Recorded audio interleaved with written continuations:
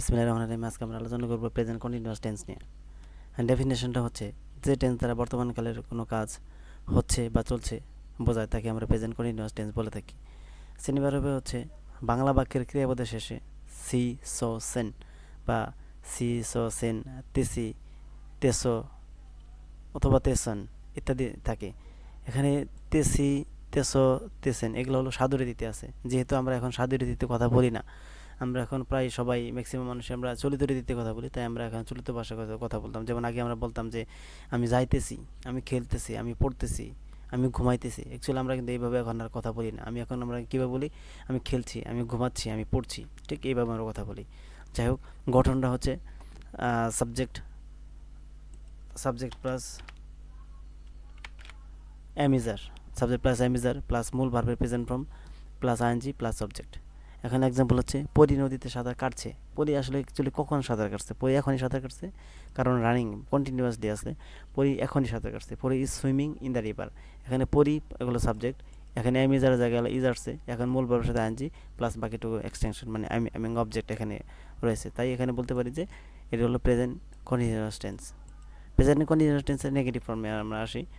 Subjective subject subject থাকবে subject plus am is are plus verb plus মূল verb, subject plus am is are not plus মূল ভার্বের সাথে আইএনজি প্লাস অবজেক্ট। যেমন আমি বই পড়ছি না, আমি বই পড়ছি না। I am not reading book, আমি বই পড়ছি না। সে নদীতে মাছ ধরছে না। He is not catching fish in the river, সে নদীতে মাছ ধরছে না। ঠিক তদুপরি আমরা এখন যদি আমরা প্রেজেন্ট কন্টিনিউয়াস টেন্সের ইন্টারোগেটিভ সেন্সে যাই, ইন্টারোগেটিভ সেন্সে আছে প্রথমে ইন্টারোগেটিভ সেন্সের গঠনই হচ্ছে এমিজার মানে অক্সিলারি ভার্বগুলো, auxiliary verb all time auxiliary ভার্বগুলো সাবজেক্টের সামনে আসবে। সাবজেক্টের সামনে অক্সিলারি ভার্ব আনার পরে তো আমরা ইন্টারোগেটিভের কাজটুকু আমরা কমপ্লিট করতে পারবো। যেখানে কাছে am is are plus subject plus present form, ভার্বের present form plus ING plus subject plus প্রশ্নবোধক চিহ্ন। এখানে কি আমি কি বই পড়ছি? এখানে আমাকে প্রশ্ন করা হয়েছে আমি কি বই পড়ছি।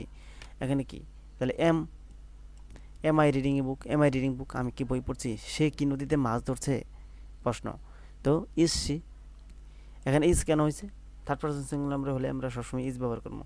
যেক্ষেত্রে হি হতেছে third person singular number, that's why আমরা এখানে কি ব্যবহার করছি? ইজ ব্যবহার করছি। Is he catching fish in the river, সে কি নদীতে মাছ ধরছে। ওকে, এখন আমরা যদি প্রেজেন্ট কন্টিনিউয়াস টেন্সের নেগেটিভ প্লাস ইন্টারোগেটিভ সেন্স মানে প্রশ্ন করা হবে প্লাস না প্রশ্ন নেগেটিভও হবে, এরকম হলে আমরা কী ব্যবহার করবো? অ্যামিজার প্রশ্নবোধক চিহ্ন, ইন্টারোগেটিভ মানে কি? Am is are plus subject plus not plus present form of verb মানে ভার্বের present form base form plus ING plus object plus প্রশ্নবোধক চিহ্ন। এখানে কি আমি কি বই পড়ছি না, আমি কি বই পড়ছি না। Am I not reading book, আমি কি বই পড়ছি না। সে কি নদীতে মাছ ধরছে না। Is he not catching fish in the river, সে কি নদীতে মাছ ধরছে না। Is he not catching fish in the river, সে কি নদীতে মাছ ধরছে না।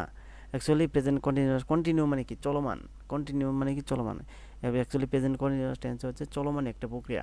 আমি এখন ভাত খাচ্ছি, ঘুমাচ্ছি, যাচ্ছি, মানে সব ধরনের কাজ করছি, জাস্ট এখন কন্টিনিউ মানে এখন করছি, রানিংয়ে আছে, এখনই করছি, জাস্ট এরকম বোঝালেই হল প্রেজেন্ট কন্টিনিউয়াস টেন্স।